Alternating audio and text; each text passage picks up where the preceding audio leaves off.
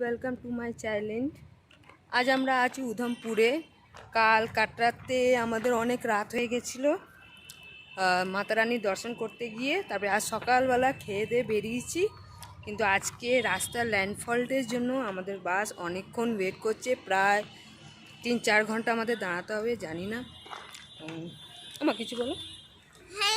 High, আমার তো channel থাকায় সাবস্ক্রাইব করে দাও। তারপরে এখনও ওই পাথর যদি না ওঠে আমাদের হতে পারে আজ যাওয়া শ্রীনগর যাওয়া হচ্ছে না। মানে রাত হয়ে যাবে, মানে যাব বাট রাত হয়ে যাবে, বাট সন্ধ্যেটা পাবো না। তো কালকে আপনাদের সাথে দেখা হবে। আমাদের চ্যানেলকে সাবস্ক্রাইব করবেন, লাইক করবেন, ভিডিওকে লাইক করবেন। আর যদি নতুন নতুন কিছু নোটিফিকেশান পেতে গেলে আমাদের বেল বাটনটা আইকনটা প্রেস করে রাখবেন। তো দেখতে থাকো, সঙ্গে থাকো। বাই।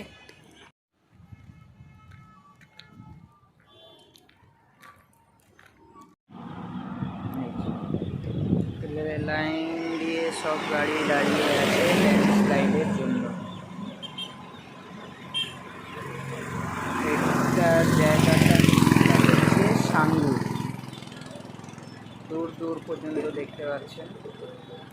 আগের ভিডিওতে আপনারা দেখেছিলেন যে আমরা শ্রীনগরের জন্য বেরিয়েছিলাম, বাট শ্রীনগর যেতে পারিনি। উধমপুরে ল্যান্ডস্লাইডের জন্য আমাদের রাস্তা ব্লক হয়ে গিয়েছিল, তার জন্য আমাদের শ্রীনগর যেতে 2 দিন লেগেছিলো। আমরা 2 দিন রাস্তায় কাটিয়েছিলাম, খুব কষ্ট হয়েছিল বাচ্চা নিয়ে ট্রাভেল করতে।